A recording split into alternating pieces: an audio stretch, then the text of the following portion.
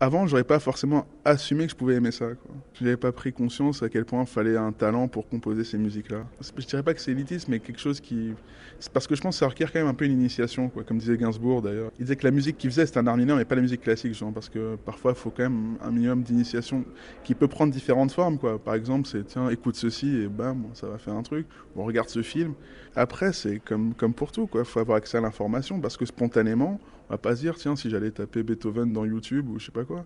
C'est vrai que spontanément, ça ne nous vient pas à l'esprit, alors que c'est vrai qu'on a des ressources immenses maintenant, les meilleurs orchestres du monde à portée de clic. Mais c'est vrai que si on n'a pas l'idée dans la tête, c'est plus une séparation sociale quoi, qui va faire la différence plutôt que l'âge. Ouais, il y a une séparation sociale. Ah bah ça c'est certain, la dernière fois j'écoutais Radio Classique et j'entends une pub qui m'a fasciné. Il fait oui, vous allez bientôt payer votre ISF, sachez comment... Bah, on a tout dit quoi. Donc les annonceurs présupposent que ceux qui vont écouter Radio Classique sont assujettis à l'ISF. Donc c'est terrible.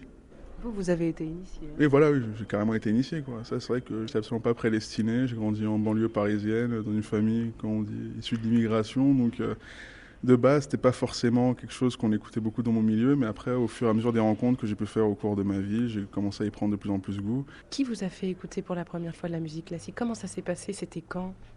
Alors, je pense que c'est vraiment le père d'un de mes amis au primaire. C'est pas tellement qu'il m'a fait écouter la musique classique, mais il jouait du piano et après, il m'a un peu initié, il m'a appris la lettre à Elise. Mais je me souviens bien une anecdote particulière. C'est un moment quand il me disait, ouais, écoute l'Eroica de Beethoven, ça, tu peux pas louper, ça commence avec deux accords, là. On peut pas le confondre, c'est marquant, ça fait pam, deux accords. Et c'est vrai qu'à chaque fois que je réécoute l'Eroica, je pense à ces mots-là, quoi, ces deux accords là, de mi bémol majeur qu'on entend au début, qui font entrer dans la symphonie de manière totalement incroyable, quoi, par rapport à ce qu'on avait l'habitude avant dans la période classique. On faisait des après-midi, donc piano, PlayStation, ping-pong.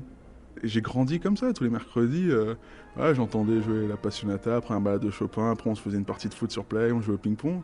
Et il y a eu un moment décisif quand j'ai vu Amadeus à l'adolescence qui était ressorti au cinéma, ça m'a vraiment changé. J'ai vraiment commencé à me passionner pour la musique classique. Eh bien, éclairez-le, Mozart. Donc justement, j'ai mon pote, qui avait 2 ans de plus que moi. On est en vacances en Bretagne, on va dire, et le film est joué là-bas, dans le cinéma. Après, il dit, ouais, il faut absolument qu'on aille voir Amadeus. Après, il y a Nathan qui dit, justement, bah non, là, on l'a en cassette à la maison, ça sert à rien et tout. Il fait, non, non, vous venez voir Amadeus avec moi au cinéma, faut le voir sur grand écran. Et donc, voilà, on nous a forcé. J'étais pas forcément chaud pour aller le voir, mais bon, il a dit, non, tu viens voir Amadeus, et je l'ai suivi. Et on s'est ressorti totalement bouleversé, quoi. Avez-vous essayé? Ce ne serait pas un peu mieux si... Ou ça? Ça?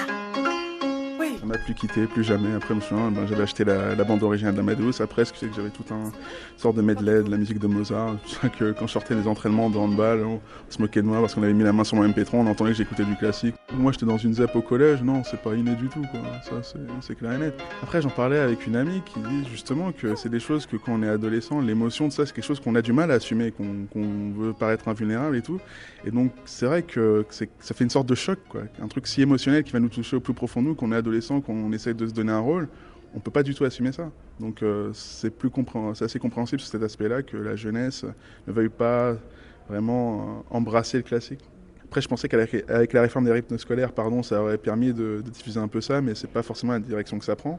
Parce que malheureusement, les activités périscolaires, on est revenu à des querelles de budget et tout, alors que ça aurait été vraiment une occasion fantastique, justement, dès le plus jeune âge, de pouvoir offrir ce genre d'activité aux élèves. Bon, peut-être qu'on le fera à l'avenir.